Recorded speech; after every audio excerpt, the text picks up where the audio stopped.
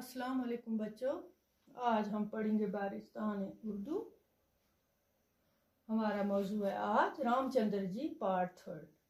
क्योंकि आप जानते हैं इसके पार्ट 2 हमने पहले पढ़ चुके हैं और जाना कि आज इसका तीसरा पार्ट पढ़ेंगे। इसमें हम आगे पढ़ेंगे। ये पहले पार्ट में हमने पिछला जो पढ़ा सबक, उसमें रामचंद्र जी को राजा दशरथ का हुक्म मिलता है कि बनवास 14 बरस के लिए उसको बनवास भेज दें। तो उसके साथ उस वक़्त अपनी बीवी सीता और भाई लक्ष्मण होते हैं।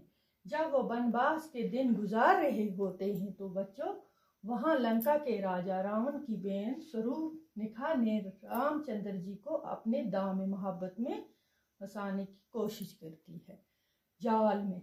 इस पर खफा होकर, खफा मतलब हो गया नाराज होकर रामचंद्र जी के भाई लक्ष्मण ने उसकी नाक काट ली।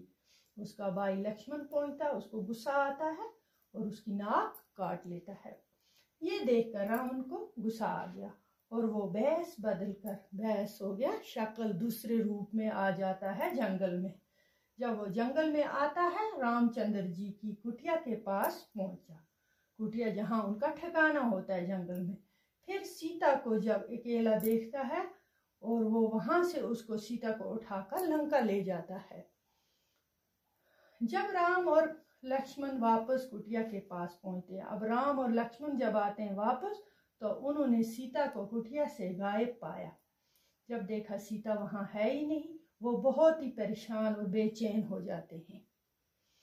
हर तरफ तलाश करते हैं, तलाश करने के बावजूद सीता का कुछ पता उन्हें नहीं चलता है। आखिरकार क्या होता है, हनुमान जी आ जाते हैं। हनुमान जी के जरिए मालूम होता है कि लंका का राजा रावण सीता को उठाकर लंका ले गए।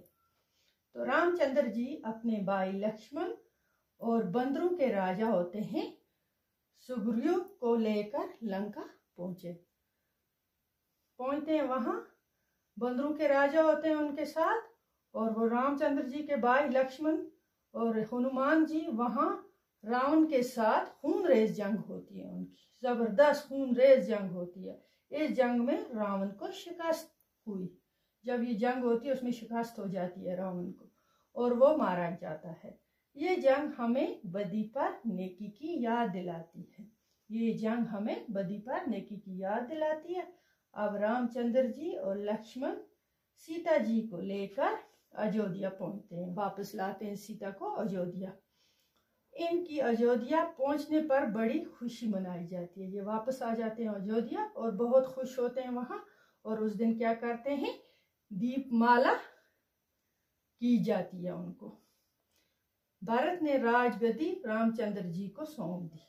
फिर जब अयोध्या आते हैं तो भरत, जो इनका भाई होता है जिसको पहले बिठाया जाता है इसकी जगह, वो बेहद प्यार करता है रामचंद्र जी से।